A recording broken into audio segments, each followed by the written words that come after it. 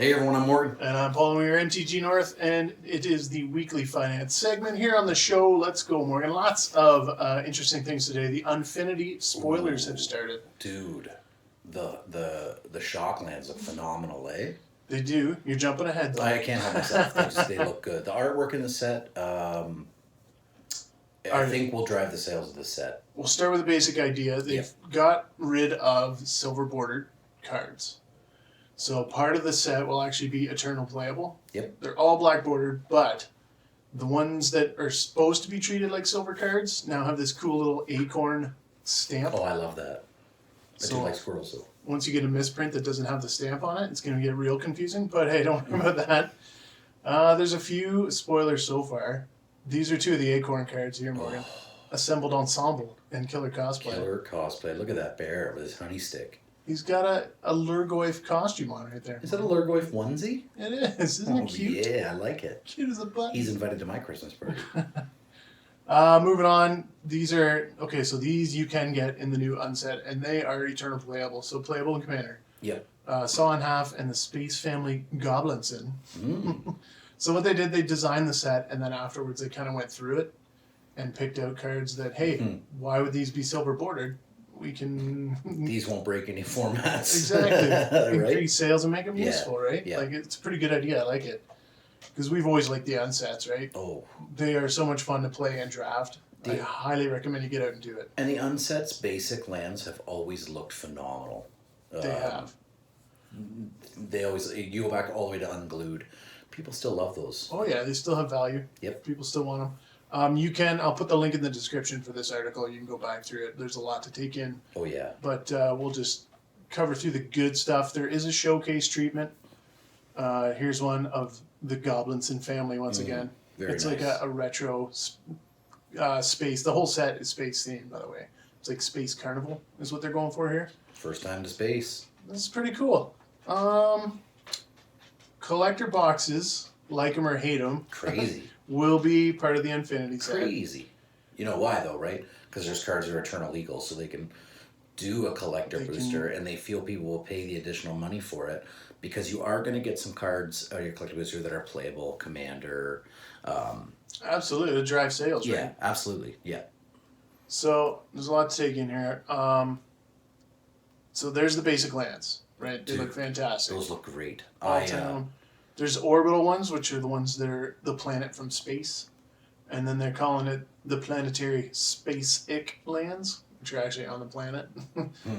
But, man, that mountain looks fantastic. Dude, with the exploding one? Yeah. Yeah, right? Oh, or the swamp. Looks really cool, too. Those look good. In foil, and there is a new foiling they've announced. It's like a starry... They haven't shown any actual examples of it, but it's supposed to be like a night sky. Yeah, they call it galaxy foiling. Yeah, so that sounds pretty cool. It does. And hold on, not everything will be in the galaxy foiling. There is still traditional foiling in this set. The galaxy foiling is going to be special, right? That's right. So those lands in foil are pretty rare. Says the treatment will show up in roughly 1 out of every 4 draft boosters. And that's just the regular lands still. Yeah. The collector boosters will have 2 slots, 1 traditional foil and 1 galaxy foil, and the orbital space-ic lands will show up about the same, 24% of the time. So in reality, 1 in 4 packs. Yeah, and in reality, if you're trying to gauge how many galaxy foil shock lands you're going to pull, you get 1 galaxy foil slot, and it may not be a shock land, right? You keep jumping to the shock land part. Oh, okay. I love them. Here's the shock lands. Oh my god, they look awesome. They look fantastic. Dude. That Stomping Ground, I like the Hollowed Fountain. Water Grave. Oh. Yeah. And then Steam Vents as well, and Sacred Foundry, I think. Oh, dude, Sacred Foundry looks killer. That's awesome. These are going to be the ones. They're not the most expensive of the Shocklands, because you still have your original Expedition Shocklands. But these ones people are going to love. Dude, the artwork is phenomenal. Yeah, they look good. Yeah. Like, good job. I want them. I want play sets of them.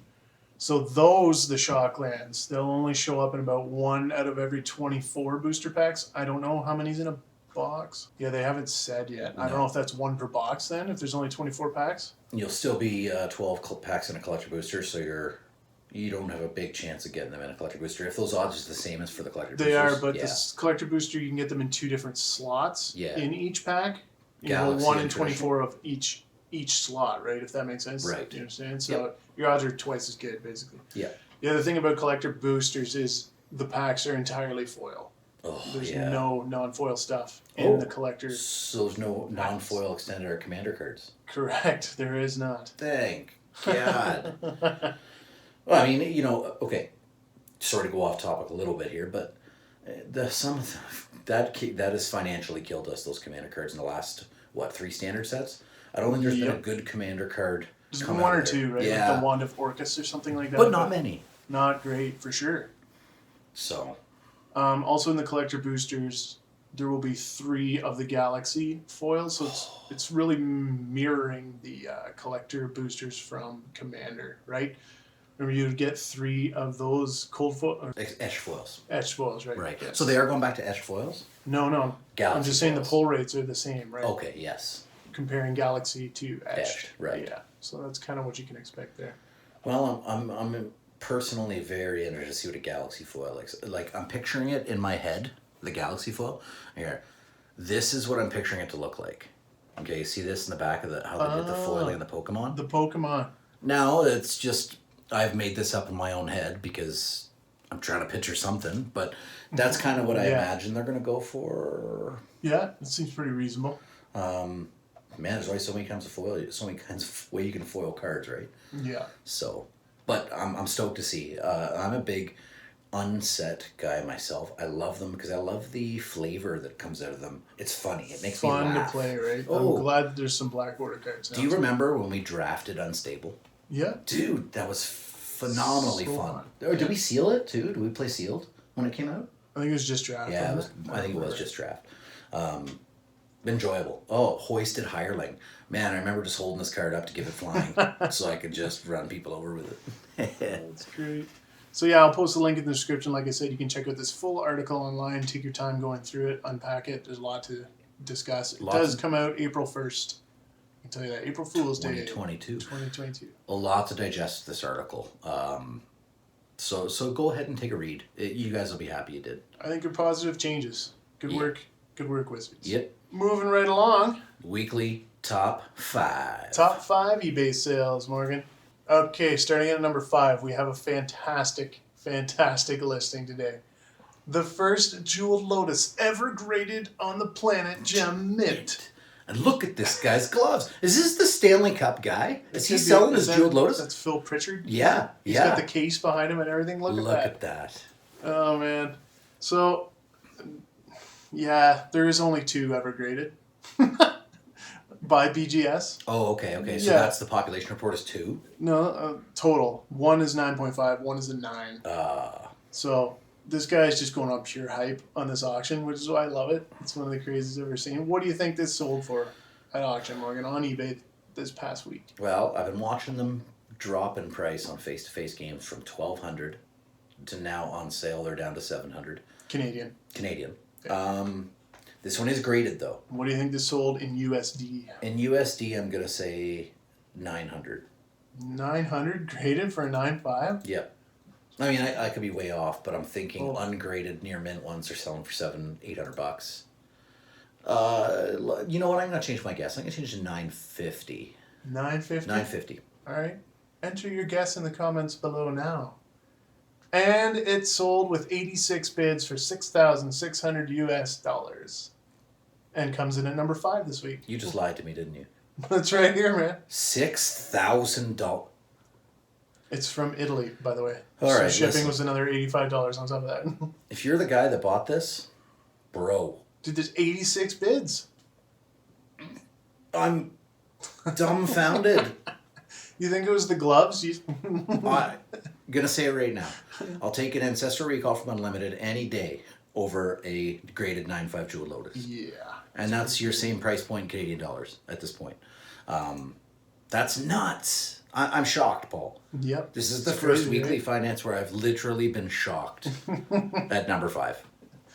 All right, number 4. You will not be shocked by number 4. It's just I play Black Lotus. Again? From Unlimited. Again. It's always a constant seller on the list. There's been a Lotus. And go back, people. Check out all our weekly finance videos. There's been at least one Lotus in every one sold. I think we're going to do a top 5 from the year coming up in December. So hit that sub button if you're new around here. Yeah, if you're new around here, I think we're going to do all of our best packs of the year too. That's still up in the air because it might be a lot of work. So don't hold me to that, viewers.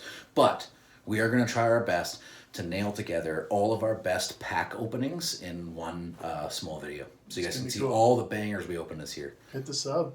It's coming up. All right, number 3. One of my favorites, Alpha Chaos Orb, graded 7 by CGC. Went for $9,726 28 bids, so it's a pretty legit price. It's an Alpha Chaos Orb. Yep, in good shape. Like, it's a clean face. I like it. There wasn't many clean ones. They were played. They were used. It was a fun card. Hey, Chaos Orb came around before there was a lot of sleeves around, you know? Yeah, so, for sure. And I know Paul himself, personally, has flipped a Chaos Orb before. I have. An unlimited one, not an alpha one. I have never flipped a Chaos Orb, ever. I wish I could say that I did. Paul here's the Chaos Orb master. I still have mine. He owned one and lost it. When I was a kid, man. It's gone. Moving on. Number 2, another high play Black Lotus. $10,800. Like his Chaos Orb. What? Well, yeah, this is about the same condition as my Chaos Orb. Another Lotus, folks. And guess what? This Lotus sold for more money, but it's in worse condition. I think so. They're both pretty played, but yeah. The edges on this one look a little more dirty than the first one, right? Yeah, it was up for a buy it now price, and I think somebody just bought it now instead of waiting for the auction to end or anything. Yeah. I guess if you're keen and you want to get your hands on one, I mean, there's.